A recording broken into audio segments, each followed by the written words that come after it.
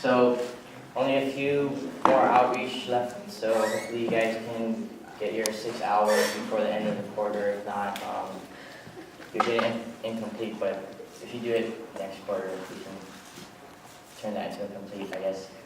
So this weekend we have Teeth and Toes on Squamish Day. Hopefully we're going to try and do one on May 8th also, so look for an email for that.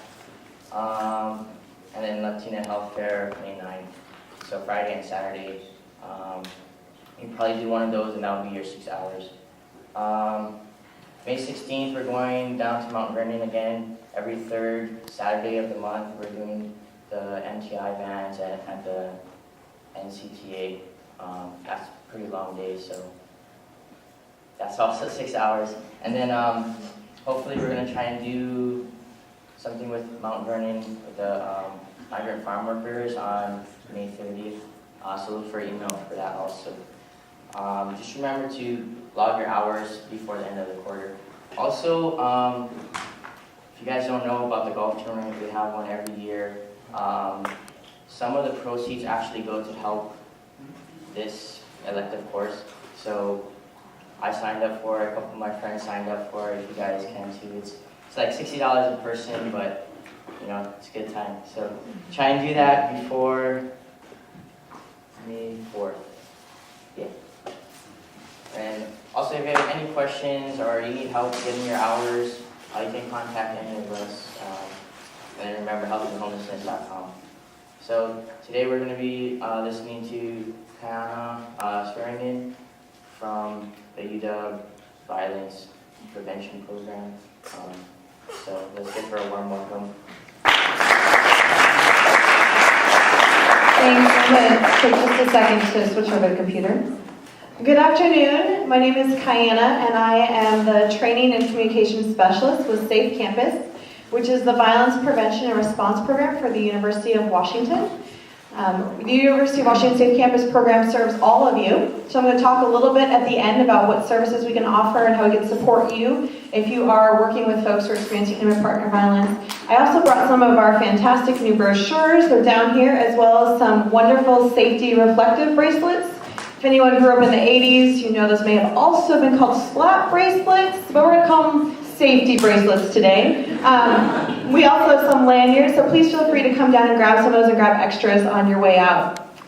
Before coming to Safe Campus, I actually worked as a domestic violence advocate for 9 years in a community agency here in Seattle. And I worked primarily with women and children who were in hiding from their abusers, who were homeless. And then I spent a good chunk of time doing prevention work with middle schoolers as well. So it's kind of the experience I bring to the presentation today, and I was really excited to be invited here because I feel like this topic is so important. And I feel like if you are interfacing with homeless individuals, if you're interfacing with people in the community, you're going to be interfacing with folks who are experiencing domestic violence. First off, what I want to say is you're going to hear me interchangeably use the words intimate partner violence, IPV, and domestic violence. And we use IPV because it's a larger, broader term that kind of looks at the complexity of the places that people experience domestic violence. So, right, when you think of domestic, you think of home. And if you think of someone who's without a home, can they experience domestic violence? A lot of times they feel like that doesn't apply to them. So instead, I'm going to use IPV a lot through the presentation today. First off, what I'd like to say is that we know that IPV is very prevalent in our society and our communities, which means that there's a high likelihood that there are folks in this audience today who've experienced it personally, who've experienced it in their families, or who have friends who have experienced it and they've supported them through that. And so due to that, sometimes the information I provide today can feel a little triggering for people. So if at any point you feel that this information, you're just not being able to process it anymore, you're feeling kind of flooded and overwhelmed, please take a moment to kind of disconnect. I give you permission. I want you to pull back in yourself for a second. I want you to write a grocery store list in your head. I want you to take 10 deep breaths. Do whatever you need to care for yourself first, and then re-engage with the information as possible when you're ready to do that. You are also welcome, if you need to come and go from the class and ask someone to step out with you if you need that as well. So first, we're going to spend a little bit of time doing some foundational work around understanding intimate partner violence, so that we're all kind of on the same basis for that. So there is a legal definition of intimate partner violence that's very limited. And that legal definition says that domestic violence has to do with physical harm, the infliction of an assault on someone, or the fear of imminent harm. It's important to know the legal definition because that's a definition that's used by our courts and by a lot of legal proceedings when people attempt to get protection orders and things like that. But it's also important to recognize that many people don't feel like they experience domestic violence because society often works off this definition as well. If you are not being hit or physically assaulted, then you might not think of your experience as domestic violence. So that's why we have a much broader social definition of domestic violence. Our broader social definition said that domestic violence is actually a pattern of behavior used over time to control someone. And that can include not just physical violence and sexual violence, it can also include emotional abuse, abuse of children, economic abuse. All of those things can be occurring. And it's important for you to know when you're interfacing with folks who might be experiencing partner violence, that the things they're experiencing might not meet the legal standard, and they might not even call themselves victims because of it, right? They might think, if I'm not being hit, I'm not a victim. But to broaden your definition is really important so that you can help people understand that what they might be experiencing might be domestic violence. A few things about intimate partner violence. So it is a pattern of abuse. It's not a one-time violent incident. It's a cycle that happens over and over and over again. The cycle for most people often looks like a honeymoon period, a romancing time, when people get each other to fall in love, they give gifts, they're kind, they're respectful, they're great partners, and then tension builds. So there's a time we often call it walking on eggshells. Things don't feel right, they don't feel good. And then there's an explosion. The explosion can be verbal aggression, physical aggression, isolating their partner. And this cycle happens at different speeds for different people. So for some folks, that cycle can happen in a matter of days. They wake up in the morning, their partner is wonderful, they make them coffee, they send them lovely messages, and then they come home and their partner's pissed off and is verbally aggressive towards them.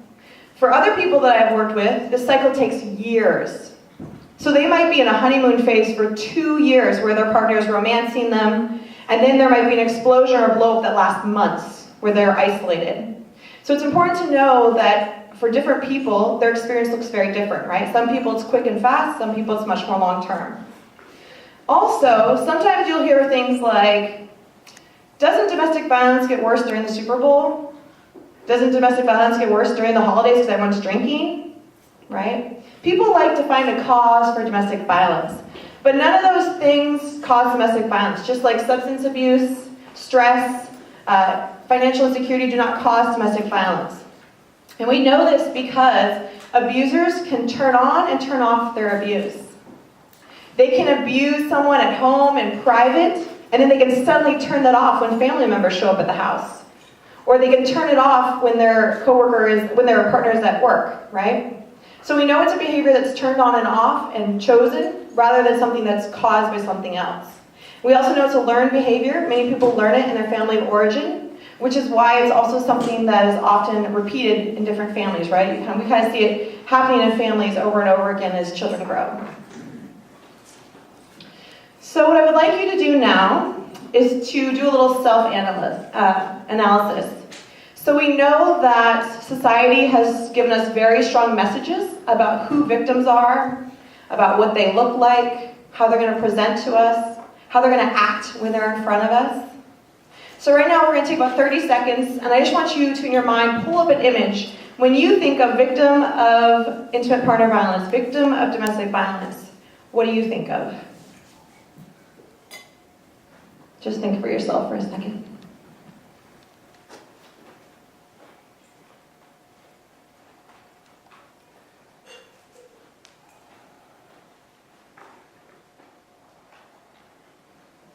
Okay. Can anyone share a little piece of what they thought of? What has society told you to think? What have you learned to think through media? Yeah. Female. Female, definitely, very strong, yeah. What else have you been told to think? Introverted, reclusive, by themselves, alone, very much so, yeah. What else? Fatigue. Say what? Fatigue. Fatigue? Small and saggy. Oh, petite. Yes. Oh, that's a great one. Yeah. So physically, they're going to be smaller than their partner. They're going to be tiny. They're going to be kind of even, sometimes people say not only are they small people, but they're kind of shrunk into themselves a little bit. Yeah, petite. Anything else? What about any other demographics? Who we assume? What about age? Younger? Yeah, definitely. Okay. Socioeconomically disadvantaged. Absolutely. Socioeconomic SES is disadvantaged, so low income or grew up in poverty. Absolutely. So it's important if we're going to be interfacing with folks who are experiencing homelessness and experiencing violence that we can admit to ourselves that we have preconceived beliefs about who those people are. Because that dramatically affects where we expect to see it, right? That bias affects whether or not we'll notice it in the people we're working with. So it's important to be aware of that and check in about that. And know that actually intimate partner violence happens pretty much across all possibilities, right? Age, race, gender. It can happen to anyone. There's no one who's necessarily more likely or less likely to experience it based on a certain factor, right? Well, I like to emphasize some of the stuff that the Washington State Coalition has done in the last decade and a half with the fatality reviews. So what they did is they started taking a look at who has actually died due to domestic violence in our state and what were the factors around that. And I feel that by looking at this information, we can kind of start to check in with some of our biases and beliefs. So from 1997 to 2014, there was 8 fatality cases that involved same-sex partners. Why is that important for you to know? What does that tell you about who can experience IPV?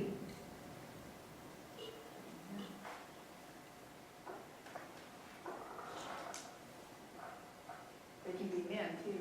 They can be men. Absolutely, great. So they can be any gender. They can be anyone in any sort of relationship, right?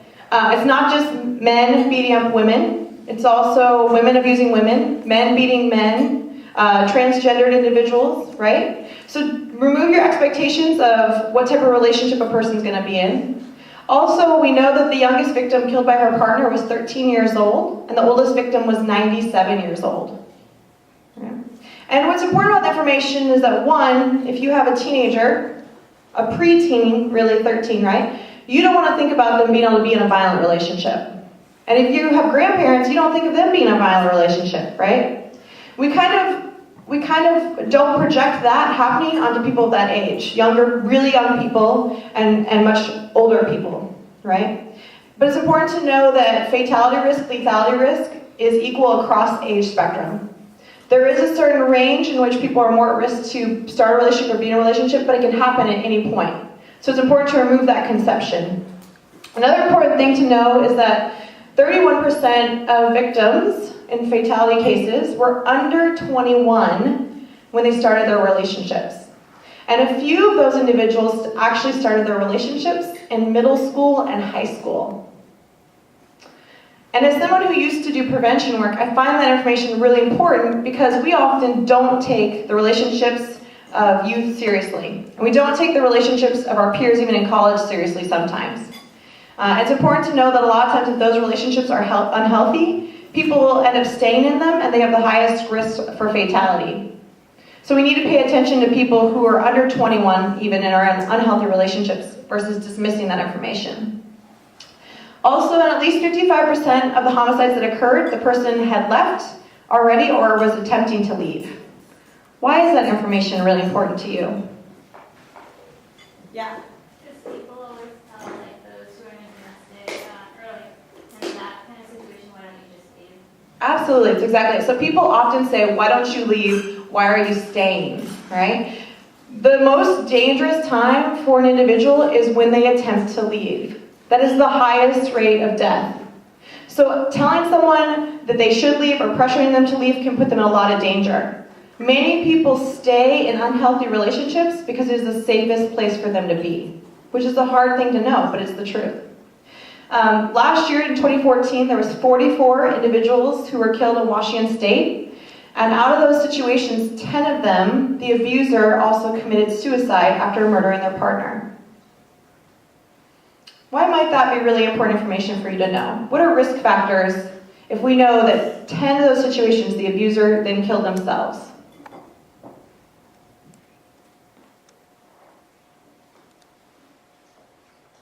And I don't mind the pauses because it lets you think, so don't worry about it if you don't have anything to respond. Does anyone have any guesses on why that's important information, though? That abuser suicide is so common. It sort of tells you that they don't care about the consequences of their actions. Exactly. They don't care about the consequences of their action because they ultimately plan on taking their lives as well. It also means that if someone's partner is talking about suicide and talking about ending their lives and they're an abusive partner, there's a high likelihood they will take their partner with them. So if you are working with someone that you think is in an unhealthy relationship and they say, my partner's been really depressed recently, just isn't doing well, I think they're kind of suicidal, your risk factor should go way up. Hugely risky time when someone's partner is considering ending their life. Something to be aware of. So now getting specifically into intimate partner violence and homelessness, I would love some thoughts from you all about how you think those two are related. How might intimate partner violence contribute to homelessness? Yeah. Usually there's a lot of economic control in the relationship, and the woman with kids doesn't have an easy time getting out of it economically.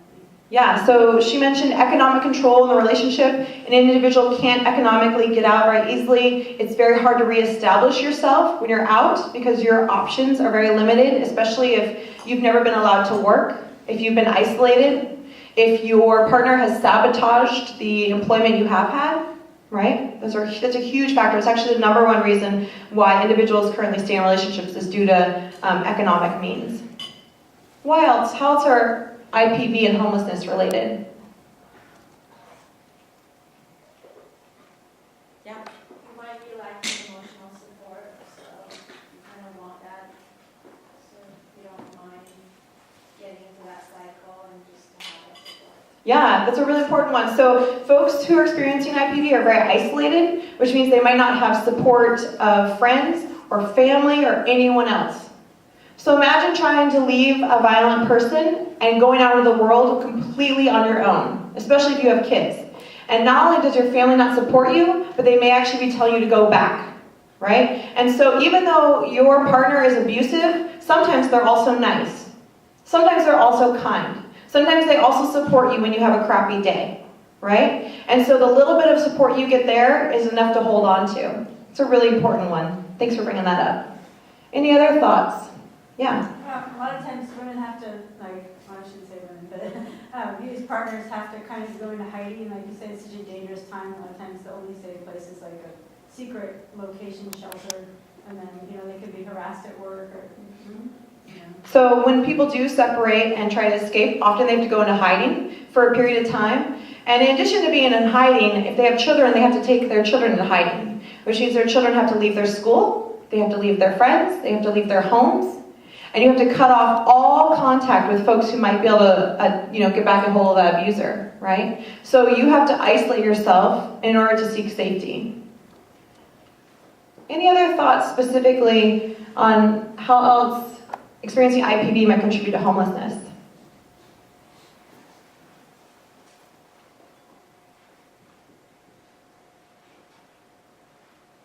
Okay, you all came up with a lot of good ones. So here's a list. Some of these you've already listed, right? Underemployment, the isolation from a job. Another important one to know about is that a lot of folks who experience IPV have been evicted because their landlords heard about what's going on and they may have gotten kicked out of the residence. And when you have that on your record, it's really hard to rent in the future. There are now some special protections in the city of Seattle for domestic violence victims, so it's important for you to be aware of. But it can also affect your credit, right? If your abuser refuses to pay the rent and then you get evicted for non-payment of rent, that's going to be on your credit history, even if you were the victim, right? That's going to be there. Also, the trauma of experiencing IPV, that's going to affect someone. It's going to affect their ability to parent. It's going to affect their ability to seek work. All those things are going to contribute to their ability to stay in safe and stable housing. We also know that many victims have TBI, traumatic brain injury, that's undiagnosed, and that dramatically will affect their ability to kind of work through things in their life. but that's very hard to diagnose. In addition to the fact that a lot of people, in order to cope with the abuse, use substances. So folks are either forced to use alcohol by their partner, alcohol or drugs, or they use them to deal with the abuse and the violence. So then you come out having a substance abuse issue, and that's really, really hard to move forward with as well. Another thing I want to let you know about that a lot of folks don't know about is something called victim-defendant status. It's down here in the bottom. So if you are a victim, and your abuser is attacking you, and you attack back for your safety, you can be put in prison. Some of you may have heard of Marissa Alexander. Who heard of Marissa Alexander in Florida? A really big court case. Okay. So Marissa had been severely beaten for a long time by her abuser.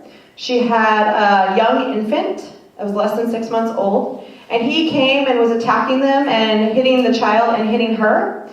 She went into the home and tried to flee, and she grabbed a weapon, and she shot the gun at a wall away from him, not even towards him, to scare him, and she was convicted for life in prison for attempted murder, even though there was a long history of him abusing her severely and hurting the child. She actually was just released. She's on house arrest. She's not been fully released after a lot of court cases. But that's very, very common that victims who attempt to defend themselves or their children are actually put in jail for their actions. And that's a felony. And once you have that on your criminal history record, it can be very hard to get employment. It can be very hard to get housing. Any questions about any of these factors? Is there any of them that anyone wants me to go into a little more? Okay. Obviously, there is also a dramatic lack of services and things available for those who are experiencing homelessness.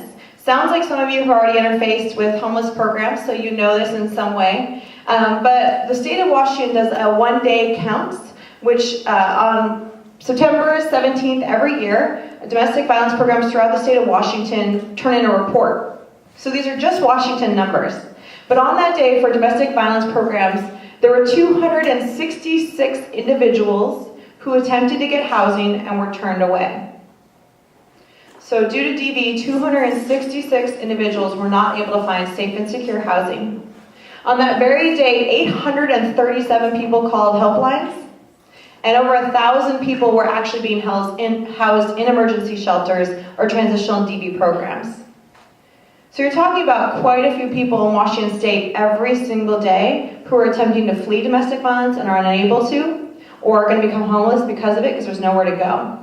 Right? So thinking a little specifically about IPV and healthcare, how might someone's access or usage of healthcare, of dental services, of counseling, of medical resources, how might that be affected by an abuser? And some of you may not have seen this wheel before, so I'll tell you a little bit about it. This is called the power and control wheel. It's a model that's used a lot. It came out of Duluth. And what it shows is that there's physical violence occurring and sexual violence, but there are many other ways that people are abused. So there's coercion and threats, intimidation, verbal attacks, using loved ones, which are often children or pets, minimizing, denying, blaming, isolation. All of these are tactics that an abuser uses together in order to control someone. So what tactics might an abuser use to control someone's access or usage of healthcare? What might they do?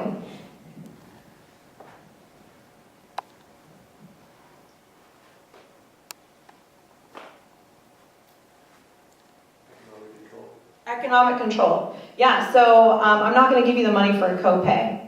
I'm going to cancel the insurance. I'm going to take it away from our kids so they can't go to the doctor either. Absolutely. I'm not going to give you the money to put gas in the car so you can't go see your healthcare provider. Yeah, really great. Thanks for saying that. What else might someone do?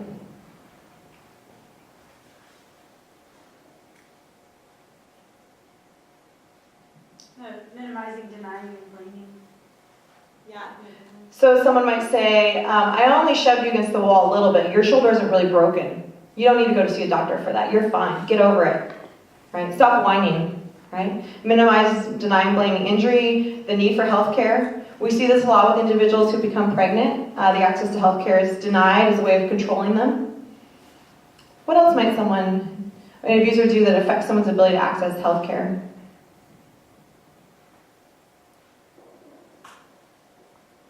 What might an abuser do if they show up at an appointment with the person? What behaviors might you see happening? The abuser will answer for the patient and then they won't be able to speak. Exactly, yeah. So a lot of times your abusers are going to show up and they're going to be the most helpful person that's ever come into your clinic. They're going to tell you all about their partner and exactly what they need. They're going to tell you how they're going to help their partner get all their medications, right? So a lot of times abusers are excellent at actually aligning with healthcare facilities. They're excellent at aligning with doctors and becoming their best friend. And all of a sudden, the only person you're communicating with is the partner and not the individual.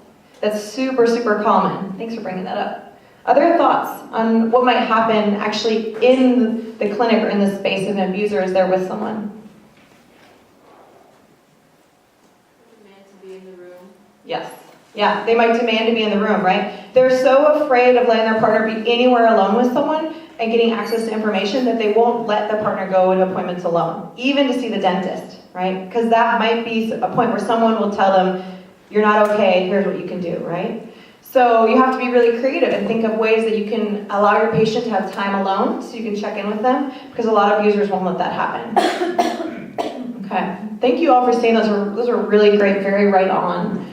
Some other things, you said a lot of these already, but the other thing that they'll do is portray themselves as more competent. This is especially true when they might have better English capabilities than their partner. So, I just understand what you're saying better, I get it, she doesn't really understand, or he doesn't really get it, so I have to do all the communicating for them. Also, if someone is having regular healthcare appointments for any reason, that is an excellent opportunity for their partner to stalk them and follow them and find them, right? Also involving other family members, so having other family members come to appointments and monitor the person if they can't come. We've had a lot of situations where abusers have their mothers go with their wives to appointments to watch them and report back. So if there's other family members there, you have to ask, why is this other family member, kind of in your mind, why is this family member here? Are they helping with this appointment or are they not helping? Are they just trying to get information out of me as well? What are they doing here? And are they, under the purview of the abuser? And then also direct harassment of staff.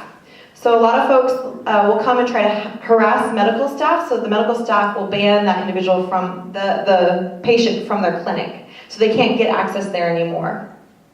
Does anyone have any questions about these, or any other thoughts on any that are on this list? This is not comprehensive at all. Or has anyone seen anything, other behaviors happen yet in your clinic, some places you've been? Yeah. How do you handle that when you have, I see a patient with, the husband does all the talking and all the communication over the phone and everything. At one point, she has no diagnosed medical illnesses or anything developmental. How do you handle that? Yeah, so you have a partner who is doing all the communicating, you said over the phone and is in person too? Appointments, kind of makes decisions for her when she's there. So. Okay, so big warning signs is what you have in front of you, first off, right? So what I would recommend is coming up with excuses for you to get alone with that patient. So, so talking to the partner, you might say something like, we have these additional forms we need you to go sign. Can you step out with nurse so-and-so for a minute and take care of this insurance problem we're having? It's just crazy, the insurance, we lost everything on the database, so we need you just to fill this out again. You do that real quick while I start the work here. That's what I recommend most often. And try to take that opportunity to say, hey, how are you feeling about having your partner in the appointments with you? So you're talking to the individual right now. How are you feeling about your partner being here? I want to make sure I'm hearing your voice. Am I hearing your voice? You could ask questions like, is there a better way I could communicate directly with you? I'm concerned that everything's going through your partner. I'm nervous about you. Why is your partner communicating for you? Is there anything you want to let me know about? Is there anything I can do for you? I have a slide coming up in a second here about survivor-centered practice. But the main thing is there a moment, just a moment when you can get along with that individual to check in with them and give them the briefest of opportunity to reach out for help. A lot of times the only place that folks will let their partner go is to the doctor, usually with them, but it's the only times they're allowed out of the house. So you might be the only person who gets the chance to have that moment of interaction with them and provide information and resources. Does that answer it? Yeah. Yeah, it's a hard situation to be in. So thanks for thinking about it. Any other questions? Yeah. What if somebody's too afraid to be honest and say that, yeah, I do need help, but their partner's like in the other room? Yeah, so someone who's too afraid to be honest, very common situation, right? We know that folks usually attempt to leave 7 times before they leave. So people attempt to leave, they think about it, they plan it, which means that a lot of the time they're kind of planning on staying, right? They're trying to stay safe and stay there. And they also might fear that if they talk to you about it, you're going to tell their partner. So I think reminding them of their rights around privacy. If you tell me anything, I'm not going to tell your partner. Also saying, you don't have to tell me right now whether this is what's happening to you, but I've worked with other people, and what's happening to you I would call domestic violence. Or, what's happening to you looks a lot like intimate partner violence to me. Or it looks a lot like control. I'm nervous that what's happening to you looks like this. And they say, no, it isn't, right? But we know that people need a lot of interactions with other folks, validating them and hearing things before they feel ready to leave. So even if they deny it to you, it doesn't mean it was a bad thing for you to bring it up. And you can always, another thing I like to say is if you only have a brief moment, say, well, if you ever think this is something you're experiencing, I want to let you know that there are specific domestic violence programs that are there to serve you. Because a lot of folks don't know that resources exist in the community, that there's anyone they can talk to about it. And you can say, a lot of other people who have gone there have experienced things just like you. You do bring up an important point. Well, let me go forward in the slide here too. So something important, when someone is not wanting to say, oh yeah, that's definitely what I'm experiencing, I need help, okay. If you want to align with someone, it's really important that you not label their partner. So take the word abuser out of your vocabulary when you're talking directly to someone. So don't say, your partner is being abusive, your partner is abuser, because that's not how they're defining it for themselves. And sometimes what that causes someone to do is actually align with their partner. They say, no, you have it all wrong. That's not what's happening, they're not abusive. So you don't want to label their partner, instead notice the behavior and label the behavior as unhealthy, as controlling, as isolating, and label that and talk about the behaviors and not the individuals. It's also really important that you don't put down their decisions, right? The individuals that you're working with are making the best choices for themselves in those moments, and they are doing exactly what they can do to stay safe.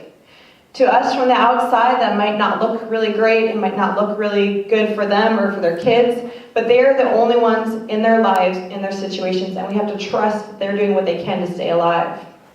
That doesn't mean you can't give them other options or ideas, but validate what they're already doing to stay safe. Kind of said some of these phrases, but saying things like, even if they're saying that this isn't domestic violence, I'm fine, my relationship's great, say, okay, well, I don't think you deserve to be treated this way. I think you deserve more respect. I think you deserve the right to talk in your appointments. As your doctor, you have the right to have an opinion in your health care, right? Saying those sorts of little phrases, just little seeds you're planting in their mind about their rights are really important. Focusing on safety and self-esteem. You're a great person. You're going through so much right now. You are so strong to come in here and be dealing with this medical need. Just focus on self-esteem, building that up as much as you can. And then let them know that resources exist and are out there. If you do think that you very clearly have a situation where you think there's abuse occurring in any form, here's a couple ideas for what to do about that. First off, avoid why questions. And when I say why questions, I mean things like, why are you staying? Why is she doing this to you? Why does he get so angry when you do that? Because the person doesn't know, right? They don't know why their abuser abuses them. They just know it happens. And if you ask why, it makes them feel responsible for that behavior. So avoid why questions and instead ask, how can I help you? What do you need right now? What can I do for you? Focus on their needs. And what their needs are might not seem to make sense to you based on the situation, but realize again that they know what they need in their situation and focus on that. Another great question that I like to ask folks is, especially around medical decision making, if someone is in an appointment and their partners are seeming to disagree about a medical decision, and you're able to get one person out of the room, you can ask, are you afraid you're going to be in trouble if you make that choice? Because you're not labeling as abusive or controlling, but trouble, right? When you think about that, if I were to ask you, do you ever get in trouble with your partner? As an adult, you don't normally get in trouble, right? But people who are being abused are often blamed and responsible and said that they're in trouble for what they did. And so if you can use those words, sometimes that works really well for someone to identify what's happening to them. Like, yeah, I get in trouble all the time. He always does this to me when I make this choice. Or I'm responsible for this when the kids fall, trip on their toys. I'm the one who gets in trouble for that. So it's a good phrasing to use as well. Since some of you are going to be working with folks in close settings, does anyone have any ideas on what you might do or what might you say if you actually notice a physical mark on someone? Let's say you notice some prints on their neck. Let's say you notice some bruising on their shoulder. What might you say to someone? What could you say?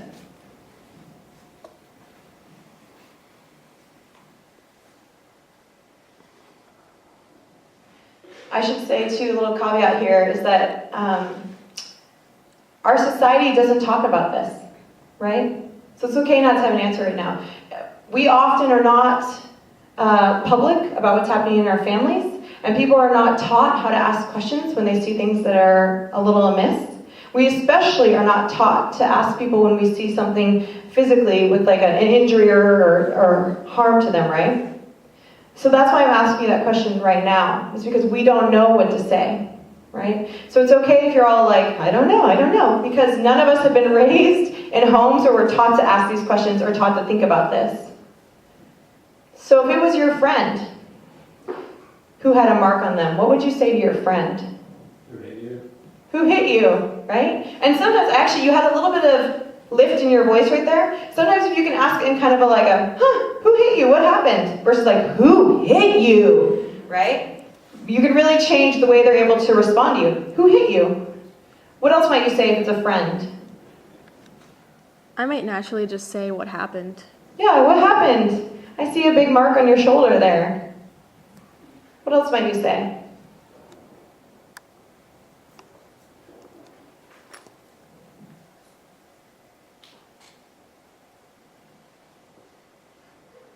Yeah. Maybe like in a joking way, just ask them if they tripped and fell or something like that. Yeah, you'd be like, whoa, it looks like you took a big tumble there. How did that happen, right? What happened to your shoulder? Or, those marks on your hand, sometimes pointing out the obvious can be good too. So those marks on your neck sure look like fingerprints. What's that about? Because someone could stand in front of us with a black eye and we would pretend not to see it, right? So it's okay to call out what looks kind of obvious, right? You'd be surprised at how much we ignore those things.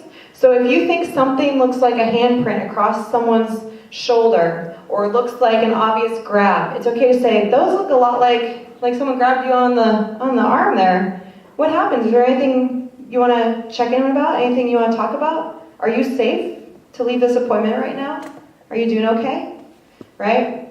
I want to remind you again, you might be the only person who has the possibility to interact with that individual. Right? They might be completely isolated. They might only be allowed to go to their doctor. So as doctors, if you are ignoring it, we are missing huge opportunities to give people resources and information. So I just ask you to please not ignore it when you see physical marks, when you see teeth that have been knocked out, right? We want to ask about that. I have a comment. Yeah. There's an article, I don't have the exact reference, but in the Journal of the American Dental Association, and I had posted it on the website a couple times, not the Health and Homelessness Physical Exam website, and they surveyed a number of dentists. I forget the actually patients, and they found that 60% of these women who came into the dentist who had physical signs of head and neck injury, they said they wish the dentist had asked them, and the dentist had not. even though there was like black eyes and things like that. But 60% of the women said they wish they had been asked. So that's good to know that there are, I mean, it supports what you're saying, that it's not like they don't want you to ask. It's like, gee, they didn't ask me, I would have appreciated it. And not being asked makes someone feel invisible, right? By not asking, you're supporting the abuse happening because you're saying what's happening to you is not my business. Don't bring it here. Don't talk to me about it. Don't tell me about it. I can't help you with it. And every interaction they have with someone who notices something and doesn't say anything is reinforcing the abuse. A little bit about understanding resources. I just want to make you really aware of the scarcity of resources because telling someone that there are shelters they can go to is not helpful when their shelters are all full, right? So a lot of times the best place to start is instead say there are helplines that you can call. Call and talk to someone on a helpline. This is the national helpline number, which will direct them to their most local resource. But that's often the best place to start for folks. There are shelters, transitional housing programs, but they can be challenging to get into. I also want to tell you a little story about the program here on top, Give Back a Smile program. For those who aren't aware, this is an excellent national program that folks who have lost teeth due to injury from an intimate partner can go to have their smile restored if it's the front 8 teeth. And I want to tell you about a woman I worked with who actually accessed this program. So her name was Kaya, and she came to Washington State from California. Her family was Sudanese, even though she was born in the U.S. So when she was 16 years old, she was married off to a much older man who was severely physically and sexually abusive towards her. Within a year, she became pregnant and had a little boy. Often in pregnancy, the abuse gets much, much worse than it did for her. The abuse got much worse. And one day he attacked her and took her head and bashed it against the toilet, against the porcelain on the toilet, and knocked out her 4 front teeth. After that situation, she reached out to a neighbor who was able to offer her support, resources, and get her out of the city. And she had to flee California and come here. And we're talking about isolation. She was so isolated because her family told her she should go back. That because they had chosen him for her, she was not allowed to separate from him or divorce her or leave him. And so she had absolutely no support. And so she came to Washington State and she was homeless. She was missing her 4 front teeth. And it's really hard to get a job, to make friends, when every time you open your mouth, you're reminded of the abuse that you most recently experienced. Every time she opened her mouth, people would say, "Whoa, what happened?" Right? Imagine if every time you step in front of someone, they're expecting you to tell the most horrible story of your life, right?